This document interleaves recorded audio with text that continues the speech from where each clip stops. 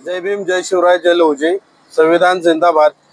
मी गणेश वाघमारे, सातारा जिल्ह्यामध्ये सामाजिक विषयामध्ये सातत्याने काम करत असतो आणि जे जे काही प्रशासनामध्ये चुकीचं घडतंय आणि संविधानाच्या मूलभूत तत्वांना बाजूला करत इथलं प्रशासन जे काही चुकीच्या गोष्टी करण्याचा प्रयत्न करतंय तर ते दुरुस्त करण्यासाठीचं काम कसं करता येईल याच्यासाठी आम्ही संविधान संवर्धन महाराष्ट्र समितीच्या वतीनं सातत्यानं काम करत आहोत.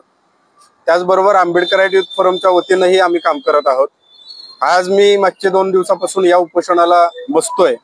याचं कारण असं आहे की सातारा जिल्ह्यामध्ये नव्हे महाराष्ट्रामध्ये वेगवेगळ्या कंपन्या, ज्या खाजगी कंपन्या आहेत, ज्यामध्ये एअरटेल असेल, जिओ असेल किंवा बाकीच्या सगळ्या ज्या कंपन्या आहेत, या कंपन्यांचं एवढं पेव फुटलंय की त्यांचे जे काही आता आपण सिम कार्ड वापरतो, त्याच्यानंतर टॉवर आहेत, या सगळ्या टॉवर आणि सिम कार्ड साठी जे केबल टाकली जाते, रस्त्यातून केबल टाकली जाते, तर ते केबल टाकण्यासाठी शासनाच्या काही मार्गदर्शक सूचना आहेत, केंद्र सरकारच्या, राज्य सरकारच्या आणि मग स्थानिक प्रशासनाच्या पण काही मार्गदर्शक सूचना आहेत, परिपत्रक आहेत.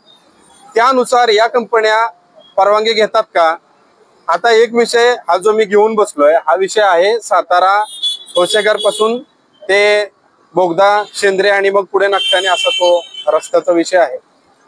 त्यामध्ये संबंधित कंपनीने, एअरटेल कंपनीने जे काही केबल टाकली, त्या केबल टाकण्यासाठीचा जे काही अनामत रक्कम भरणं गरजेचं होतं ती भरलेली नाहीये. दुसरी गोष्ट, जी काही परवानगी घेतली, परवानगी तर म्हणजे जी काही घेतली नावाला घेतली आणि ती परवानगी पण घेतलेली आहे रस्त्याच्या मध्यापासून 15 मीटर आणि मात्र जे खोदकाम केलंय ते खोदकाम केलंय रस्त्याच्या साईड पट्टीवरती. यातल्या तांत्रिक गोष्टी लोकांना लक्षात येत नाहीत. त्यामुळं अधिकारी संबंधित कंपन्या आणि ठेकेदारांना वरदहस्त देऊन वाचवून त्यांना पाहिजे तसं काम करायला मोकळीक देतात.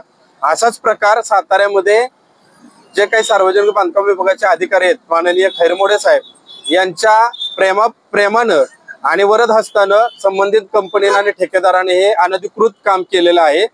हे अनधिकृत काम आहे हे मी नाही सांगत, हे माननीय खैरमोडे साहेबांच्या ऑफिस मधून घेतलेला हा जो कागद आहे, या कागदाला त्यांनी एअरटेल कंपनीला वारंवार सूचना दिलेल्या आहेत. मी पत्रव्यवहार केल्यानंतर पत्र दिलेलं आहे. यामध्ये 25 लाख रुपये दंड, महसुली दंड हा अनधिकृत कामाचा एअरटेल कंपनीनं भरणं गरजेचं आहे. तो भरलेला देखील नाही. यांनी 5 पत्र दिलेले आहेत संबंधित कंपनीला, पण संबंधित कंपनी ह्यांची सगळे जे काही नोटिसा गेलेल्या आहेत हे कचऱ्याच्या टोपल्यात टाकते, कचऱ्याच्या डब्यात टाकते. कंपनी ह्या बांधकाम विभागाच्या अधिकाऱ्यांना गांभीर्याने घेत नाही, प्रशासनाला गांभीर्याने घेत नाही, असा याचा अर्थ होतो.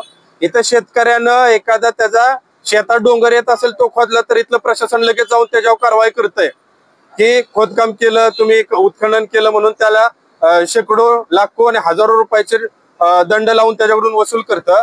आणि हे कंपन्या या लोकांच्याकडून तर मोबाईल रिचार्ज असेल किंवा बाकीचा खर्च असेल ह्यातून लूट करतातच, पण शासन ह्यांना एवढं मोकळीक का देते, बांधकाम विभागाचे अधिकारी का मोकळीक देतात, हा प्रश्न माझ्यासारख्या उच्च शिक्षित तरुणाला पडतो. कारण जलजीवन मिशनची कामं करून, बांधकाम विभागाची कामं करून 1.5 कोटीचं बिल आमच्या हर्षल पाटील मराठा समाजाच्या युवकाला मिळत नाही म्हणून त्याला आत्महत्या करावी लागते या महाराष्ट्र शासनाच्या नाकर्तेपणामुळं, बांधकाम विभागाच्या नाकर्तेपणामुळं.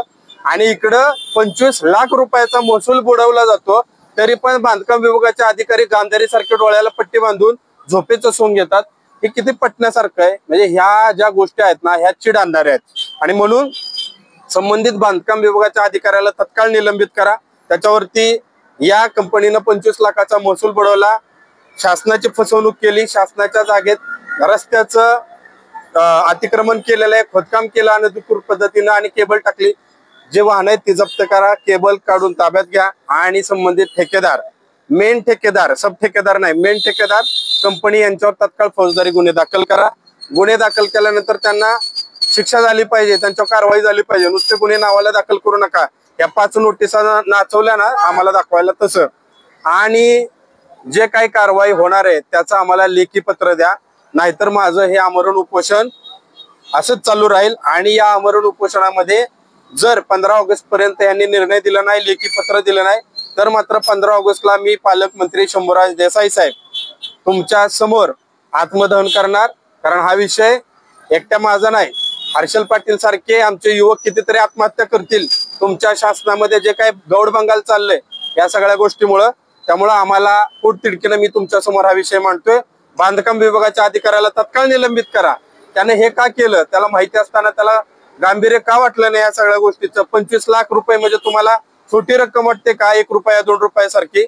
या सगळ्या गोष्टीचा तत्काळ खुलासा झाला पाहिजे आणि जे जे अधिकारी चुकलेत, पाठीशी घातले या ठेकेदार कंपनीला, त्यांच्यावर गुन्हा दाखल झाला पाहिजे, कंपनीवर गुन्हा दाखल झाला पाहिजे. जी वाहनं वापरली गेली रस्ता खोदाईसाठी, अनधिकृत केबल टाकण्यासाठी, ती वाहनं आणि केबल तत्काळ जप्त केला पाहिजे पोलिसांनी. जय भीम, जय शिवराय, जय लवजी. धन्यवाद. संविधान जिंदाबाद.